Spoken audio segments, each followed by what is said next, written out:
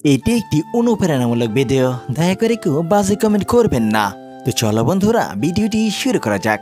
ভিডিওটি প্রথম থেকে শেষ অবধি দেখার অনুরোধ রইল। ধন্যবাদ সবাইকে।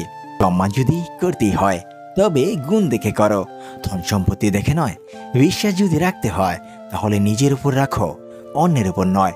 বিয়ে যদি করতে হয় তাহলে চরিত্র দেখে করো, রূপ দেখে নয়। একজন অপেক্ষায় থাকে আর একজন অন্য কাউকে নিয়ে ব্যস্ত থাকে।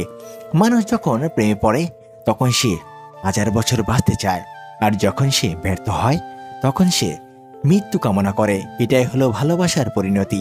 প্রতিদিন রাতে অন্ধকারে বালিশ ভিজিয়ে ফেলা মেয়েটিও কোনো এক সময় তার অশ্রুর মূল্য দিতে শিখে যায়।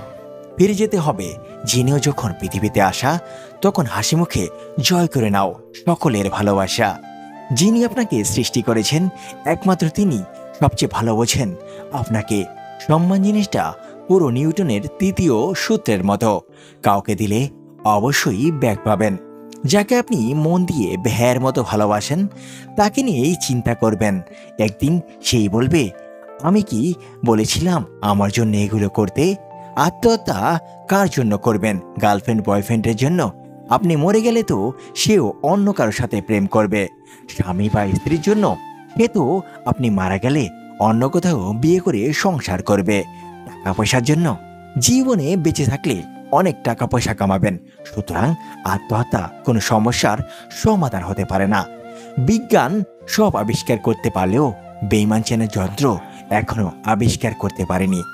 যার কাছে তোমার অভিমানের কোনো মূল্য নেই তার কাছে অভিমান প্রকাশ করাটা নেহাত মূর্খামি। আঘাত আমাদের এক ধাক্কায় অনেক বড় করে দেয়, যেটা বয়স করতে পারে না।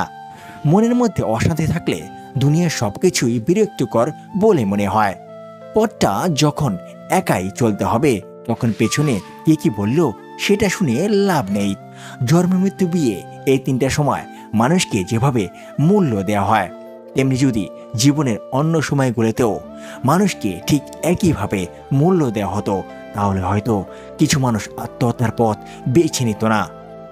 পৃথিবী থেকে আকাশ পর্যন্ত নিয়ম একটাই, দুজনের মাঝখানে তৃতীয় কেউ যদি এসে যায় তাহলে গ্রহণ লেগেই যায়।